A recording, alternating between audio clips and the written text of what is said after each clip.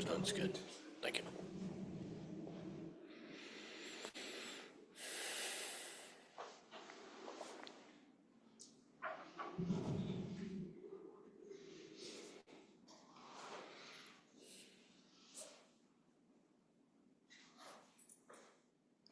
So these prayer books and the sheets, thank you. If you don't want it in your lap, please set it on a chair or on another cushion. Just out of respect for the scriptures that are included in there, we don't set them on the floor.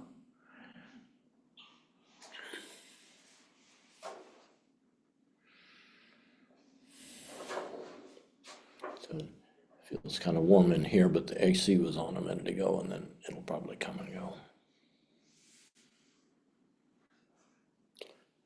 Got it.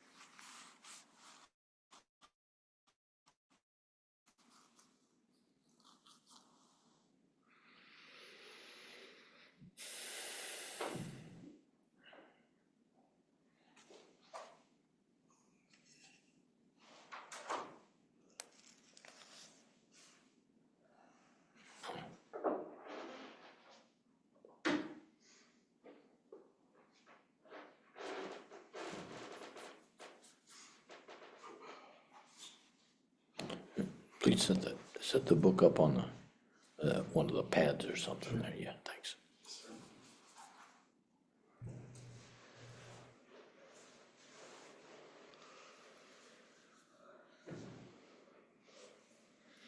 All right, it's 11 o'clock. Welcome to Dawn Mountain Sunday Meditation. If you haven't been here before, usually we meet downstairs, but they're having a board of directors meeting today, so we're going to meet up here. Let's see. So there's a book at the end of our session today. We will dedicate the merit of our practice, the positive energy, to anybody who's been sick or recently died. And so we write their names down in the book. If you take this and pass it around. And Michael, I see you're online. If you have any names, just put them in the chat. Yeah, good to see you. And if anybody's on YouTube, I can't see them, but I can see the chat. And so if you have any names, go ahead and do that. My name is Charlie. I'm one of the students that leads the meditation on a rotation every month or two. Normally, on the first Sunday, Ann and Harvey come and lead the meditation as well as do a teaching before the meditation. So if you were here last week, you got to experience that. That's a good thing.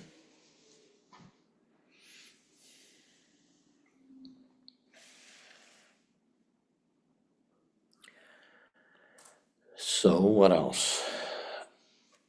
To set our intention for our practice today, we are gonna chant some prayers from the sheet and in the book. Oh, if it's in the book, let me grab the book so I can tell you what page it's on.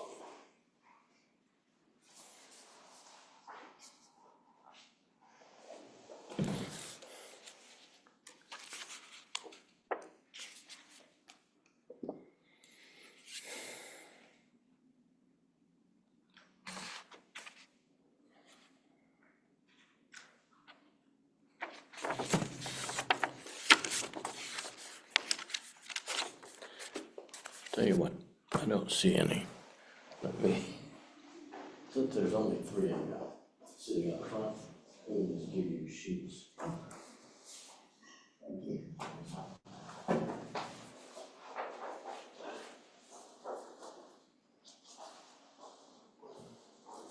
So at the top, we have the aspirations. So we'll sing the aspirations and the Shanti Deva, way of the Bodhisattvas. May all beings always have happiness and its causes. May all beings always be free of pain and its causes. May all beings always be pain-free and live happily. May no beings ever cling to those near nor spurn those far. For as long as space abides, as long as the world remains, just so long may I be there, resolving all beings' pain.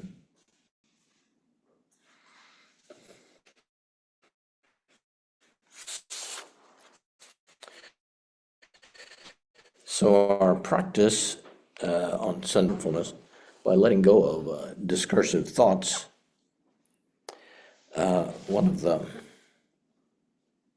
best ways to cultivate attention is a simple activity that requires attention, but not much intellectual activity.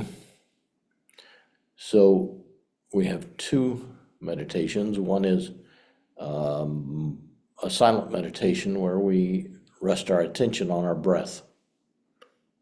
We don't think about the breath. We don't concentrate on the breath. We just notice that it's going in and going out. And the second meditation that we do is a chanting given to us by our teacher in Tibet. The syllable Hung, H-O-O-N-G, we will chant it twice with each exhale, like Hung, Hung.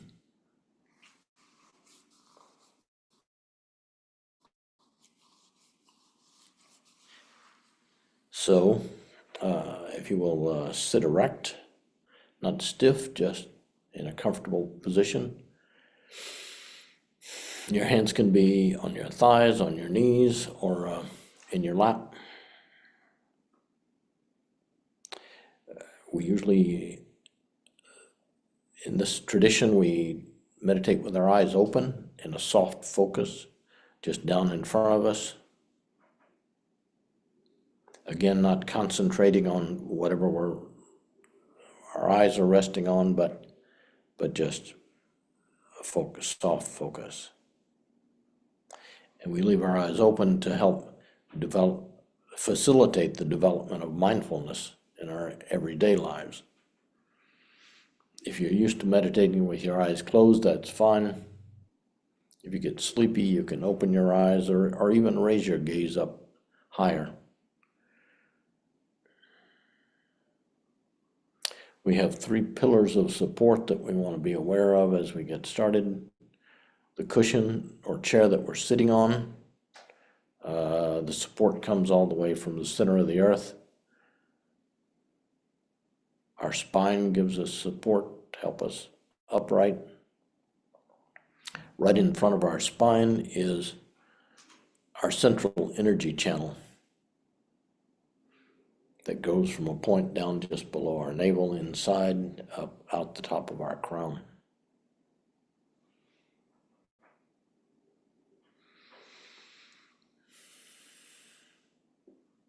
So we'll start with the silent meditation first.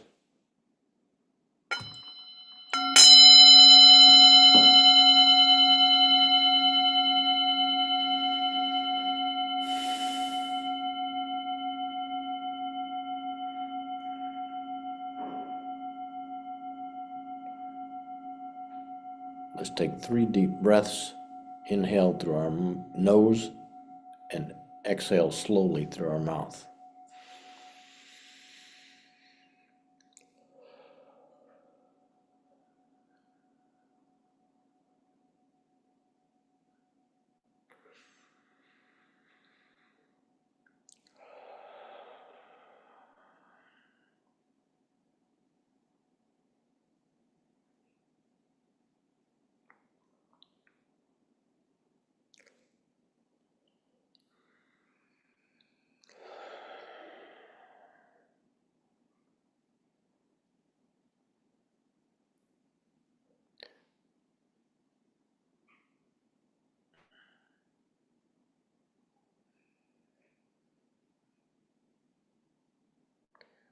We start by placing our attention on top of our head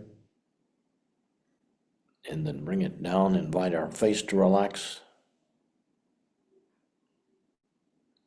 our jaw to slacken, and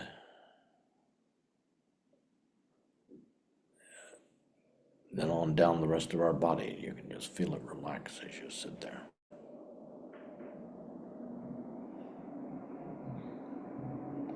So then we'll just rest our attention on our breath going in and out.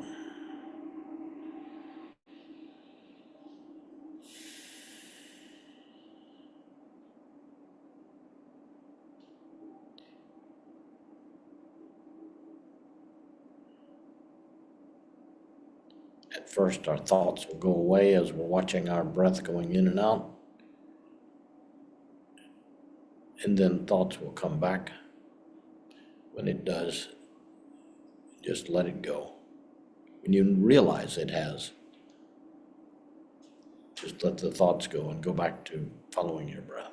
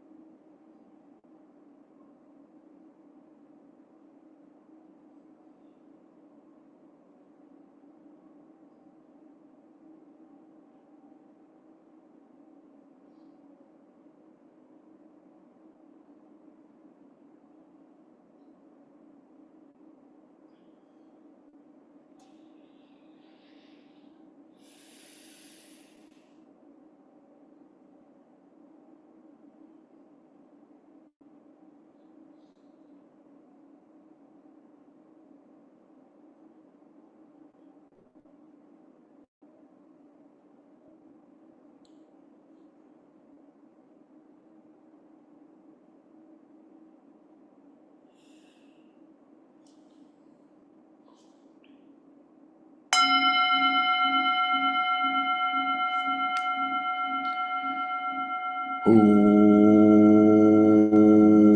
hum,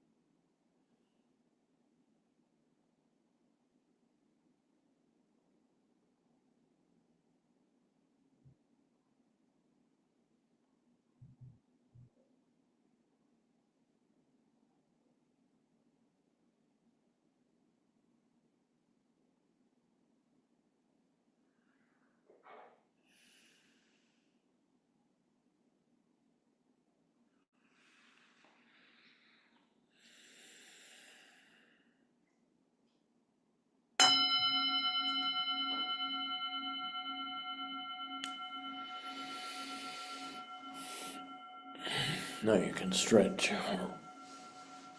stand up, move to a chair or the cushion, back and forth.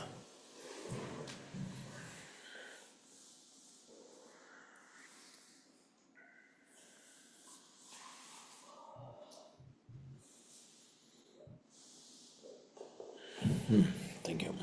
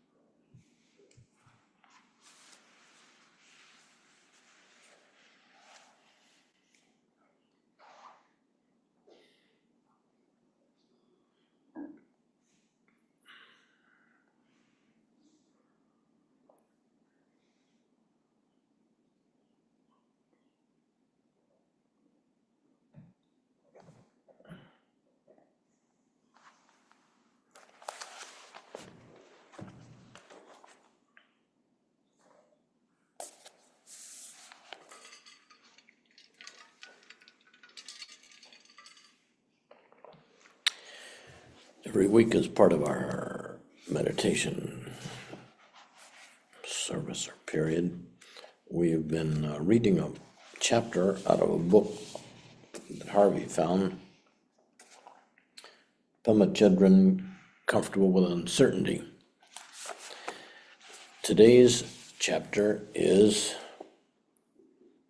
about commitment.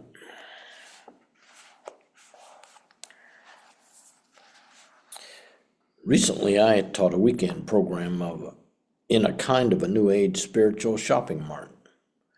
Mine was one of about 70 different workshops being presented. The people in the parking lot or at lunch would say to each other, "Oh, what are you taking this weekend?" I hadn't encountered anything like that for a long time. Once I was shopping around for a spiritual path myself. In order to stop, I had to hear my teacher, Chogyam Trungpa, say that shopping around is an attempt to find security, an attempt to find a way to always feel good about yourself. You can hear the Dharma from many places, but you are uncommitted until you encounter a particular way that rings true in your heart and you decide to follow it. In order to go deeper, there has to be a wholehearted commitment. You begin the warrior's journey when you choose one path and stick to it. Then you let it put you through your changes. Without commitment, the minute you really begin to hurt, you'll just leave or look for something else. The question always remains, to what are we really committed? Is it to playing it safe and manipulating our life and the rest of the world so that it will give us security and confirmation? Or is it our commitment to exploring deeper and deeper levels of letting go? Do we take refuge in small self-satisfying actions, speech, and mind? Or do we take refuge in warriorship, in taking a leap, in going beyond our usual safety zones?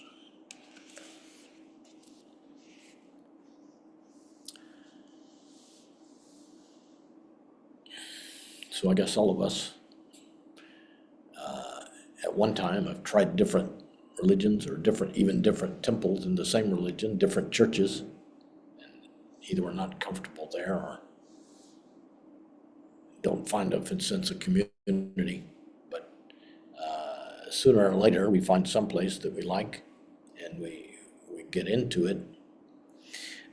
There's another book here, Wake Up to Your Life by Ken MacLeod, that Ann and Harvey both mention from time to time in their teachings. Part of my introduction to the meditation this morning was from this book. He talks also in here about your choice of practice space at home. Reflects your attitude towards meditation. A clean, tidy area reflects the value placed on meditation.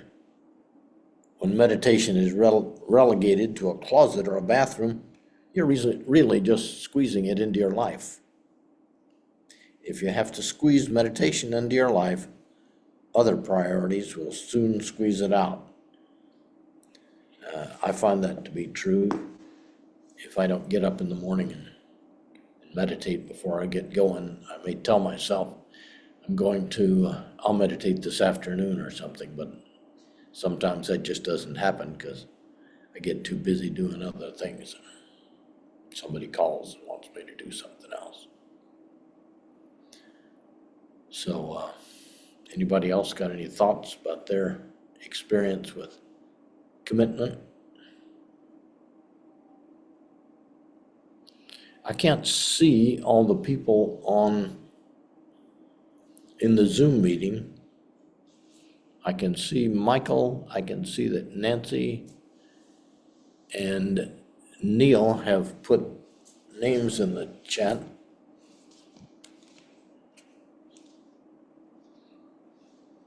If you would like to say anything, just go ahead and speak up.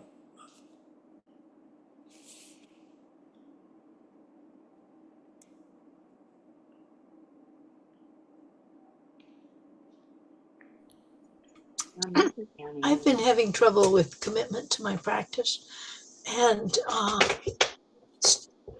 trying different things to remind myself to put more energy there. And one thing that's worked for me, I have a little Buddha statue in my backyard, is lighting a candle in front of it. Um, and then I keep seeing it as I walk by the window, and it helps. It's like um, having a light somewhere Mm-hmm. reminds me to have a light. So I have one, it's burning out there now. Sounds good. Reminders can help us, yeah. I haven't been very good about It's Annie. I don't know if you can I see me or not. I can see you now when you speak up. I thank you for leading today. Yeah, I haven't really been that committed lately. I suffer from, or I have suffered from, I want to use past tense, really bad insomnia, and oftentimes I don't sleep very well. Um, and so when I'm really tired, it's hard for me to sit and meditate. And so I feel like it's been a couple weeks where I haven't really made the time for myself, and I had to force myself. I almost didn't come today. And I this is such a powerful time here because just all of us together really helps. And I did notice, because I haven't done it for like a couple weeks, it was hard for me to stay focused. When I'm meditating regularly, it's a lot easier to meditate. you know um, my mind kept sort of wandering a little bit. I noticed that, but I'm happy to be back and starting again.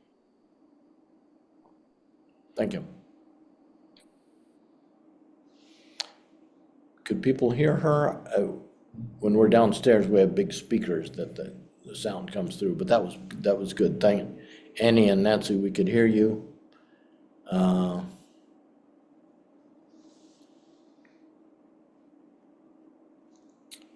let's see. All right, once more, let's do just a short practice of a silent meditation, and then we'll do the dedication and the blessing.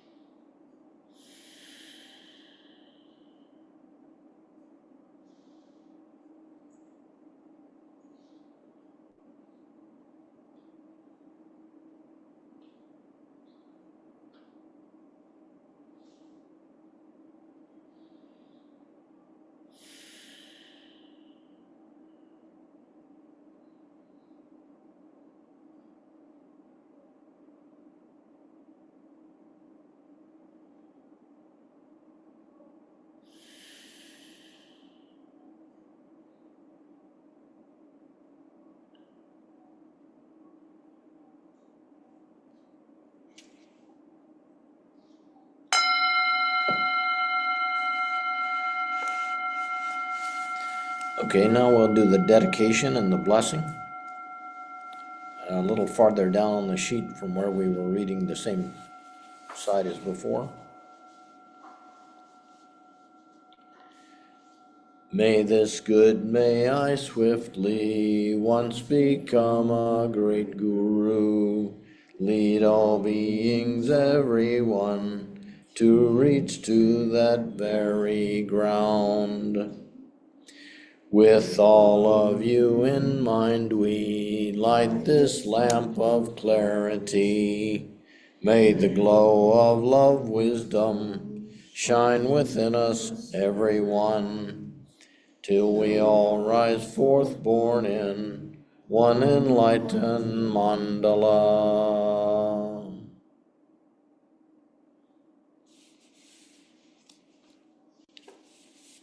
So we dedicate the merit of our practice today to all sentient beings, and specifically to Toby, Edwin, Joseph, Scott, Nam, Randy, Rebecca, Prokchi Desai, Philip Desai, Dilip Desai, Jean Gregorix, Bernard the Cat, Thomas, Aisha, Cynthia, Emily, Daniel for health, Madison and Aaron, Linda's father for health, anyone suffering food insecurity or starvation, Glennis in the Bardo, everyone who was affected by the LA fires, and anyone victims of war.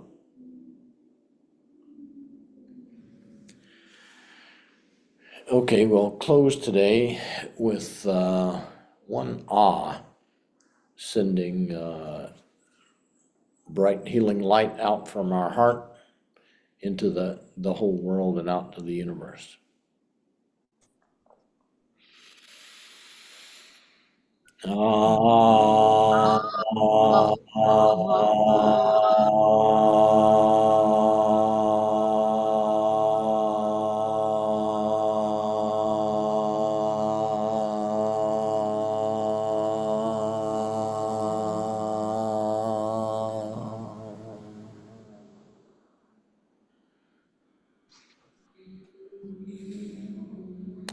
All right.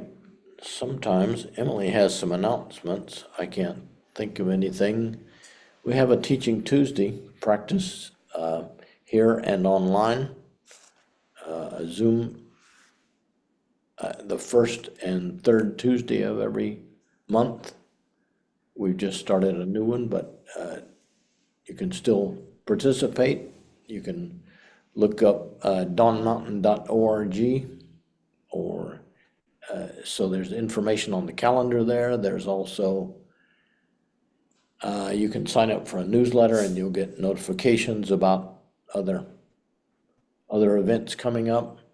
You might have seen in the paper that last week there was some information, not specifically Dawn Mountain, but about the Lunar New Year that was celebrated.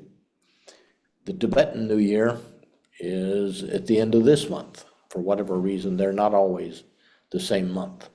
So there will be a covered dish special service on the last Friday of the month.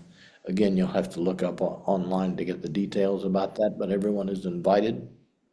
We've got some retreats coming up. So I'd be glad to talk to you if anybody has any questions. Some of you I've seen before, some of you I haven't met, so I'd be glad to talk to you about what's going on around here or what we do. Thanks for coming.